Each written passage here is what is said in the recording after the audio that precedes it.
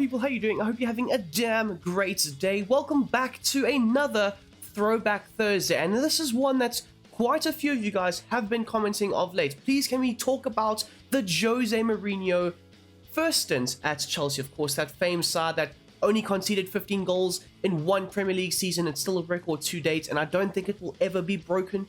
The guy that helped Chelsea win back-to-back Premier League titles, this was all achieved in his first stint at Chelsea. So we will be talking about how you guys can replicate and recreate the best possible Jose Mourinho 04 to 07 tactics in your game FC24. Of course, if you guys don't mind supporting the channel, hitting the like button down below, subscribing if you are new and you do like the content that I produce on a daily basis, that would be absolutely fantastic, obviously.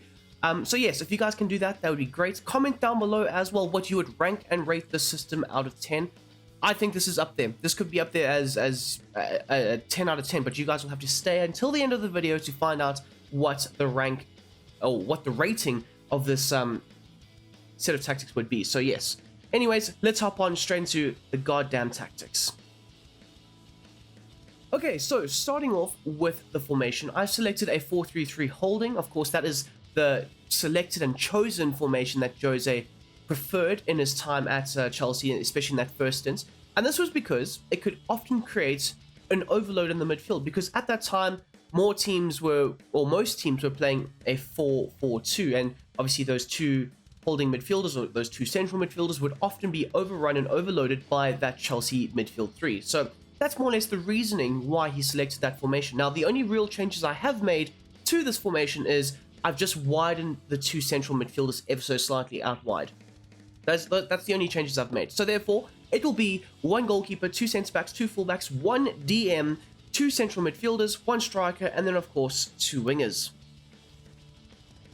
Okay, so taking a look at the tactics. Now, the tactical vision that I have selected is kick and rush. Often, this Chelsea side would look to go long into the front line, whether it was Drogba winning the headers and the knockdowns, supplying the likes of Lampard, Duffy, and Arjen Robben in and around him, of course, or maybe even the likes of a Michael Essien every now and then, but they would look to go long more so. Of course, you had really good ball-playing centre-backs in the likes of John Terry and Carvalho.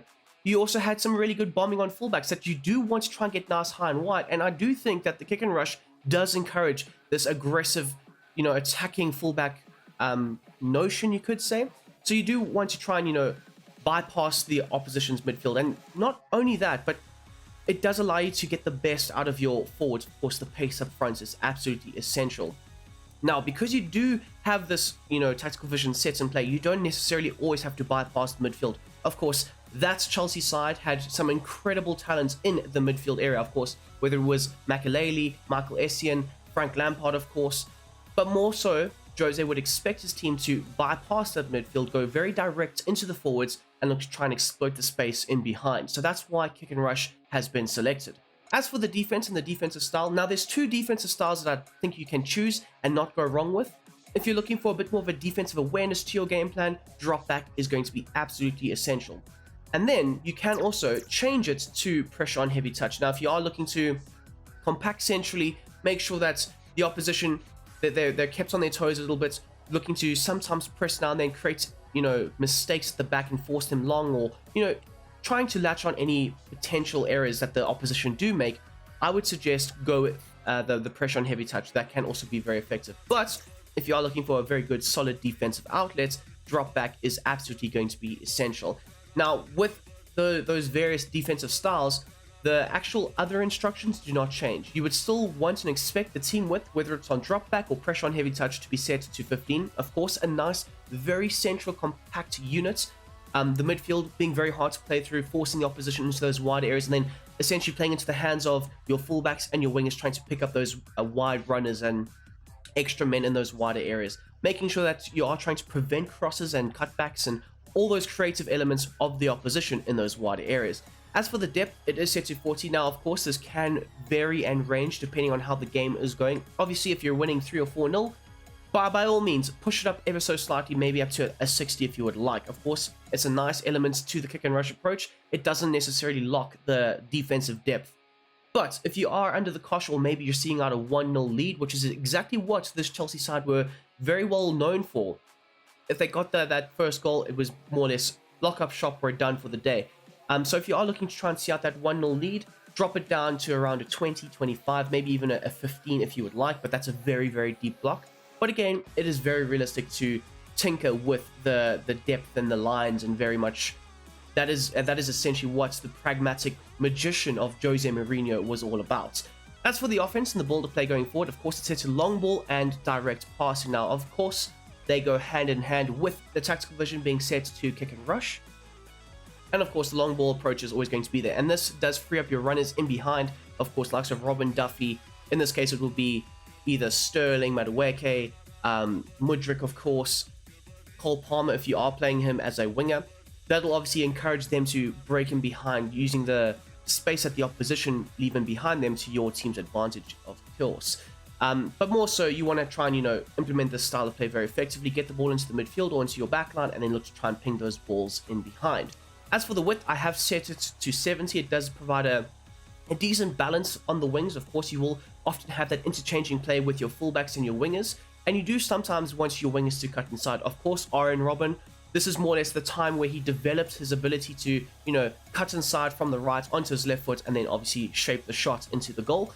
So you want to try and have that creative outlet and that dynamic approach to the game. And I think a 70 width on the offensive end does tend to create this nice dynamic and what you're trying to essentially do.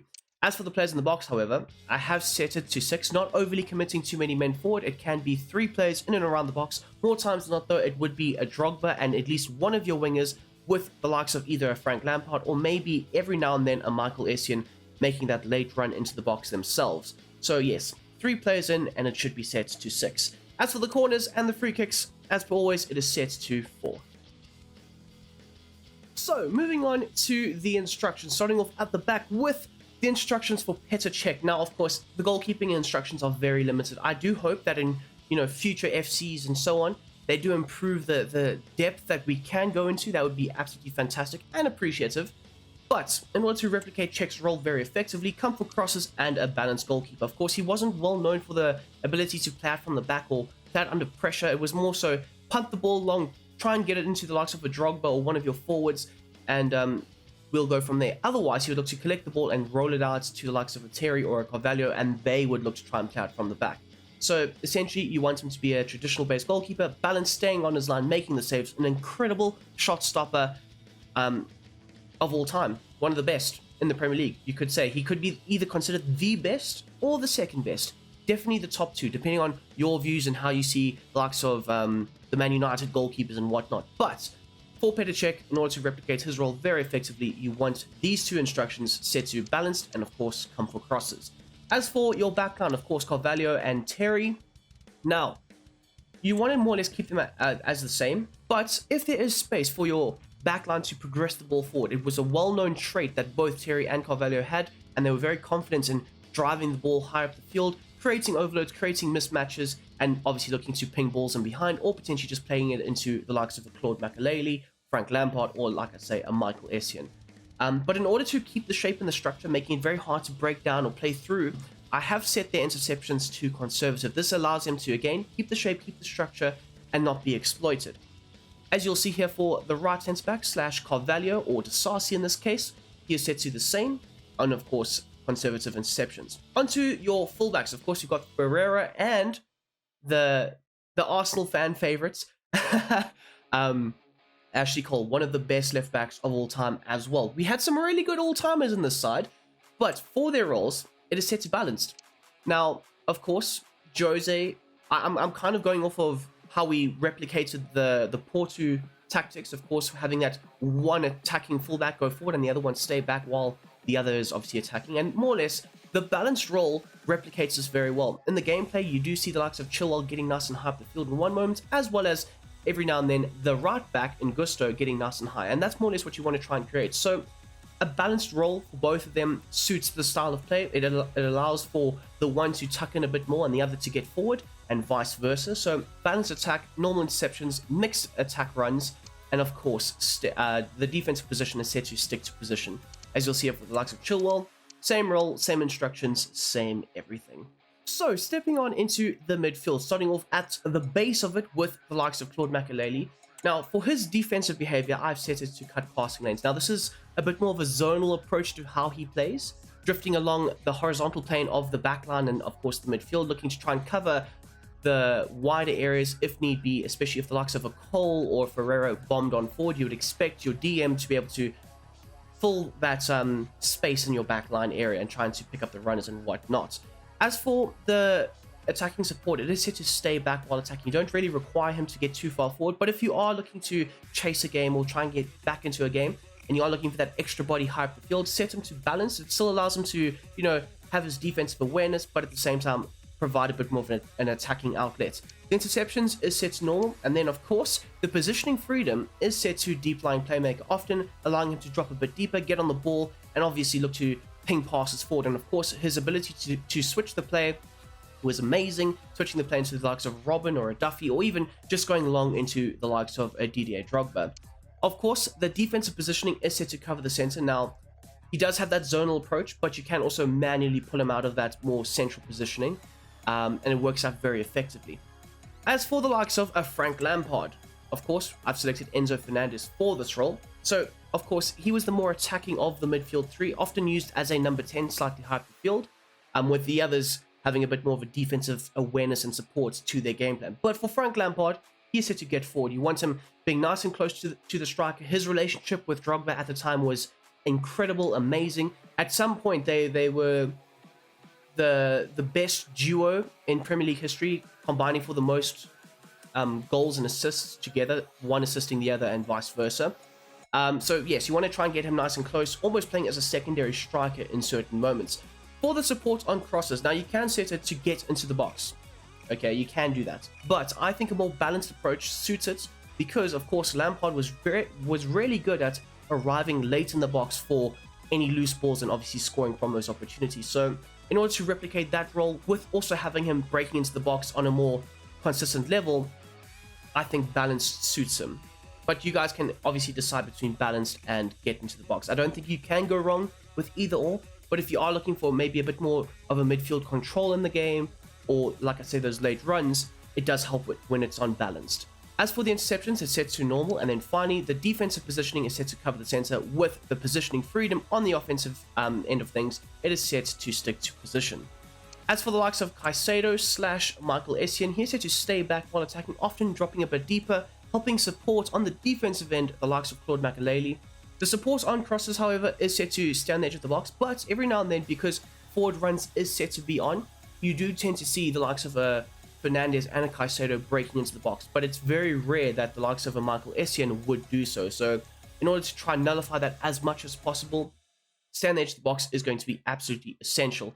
The interceptions is set to normal, and then of course cover the wing and stick to position. Now, cover the wing is also a massive element to the game plan because, of course, if both fullbacks have bombed forward, you do at once and require a bit more of a defensive awareness and coverage to those areas of the field. So the likes of Michael Essien can cover the right back, with the likes of Claude Makelele covering the left back area.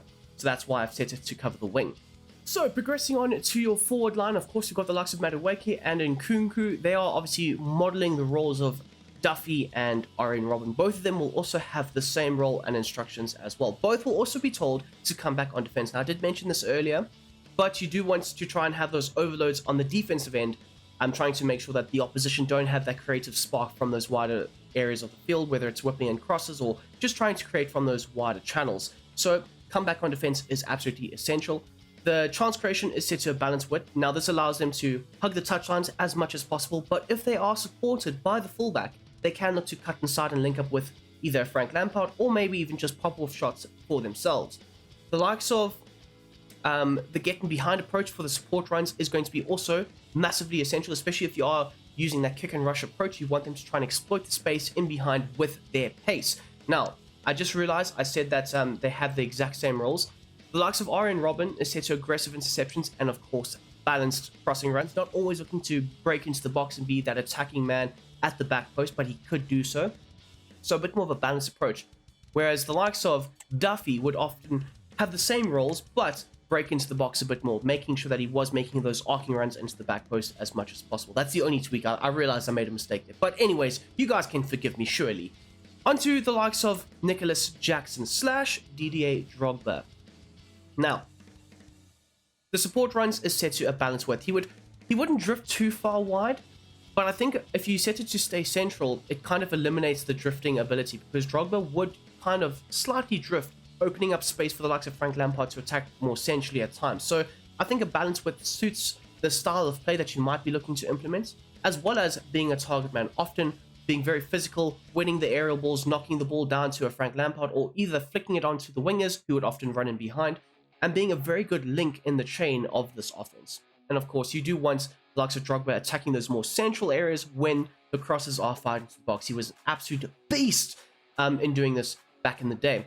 The interceptions is set to aggressive. Now, you'll know that the front three all have aggressive interceptions. Now, this is to try and help press the opposition's backline and their goalkeeper, forcing them into those mistakes and errors, even with the drop back approach set in play. You want to have a little bit more of a press from your front three, and if they do force the ball long, it does play into the hands of your midfield as well as your back line.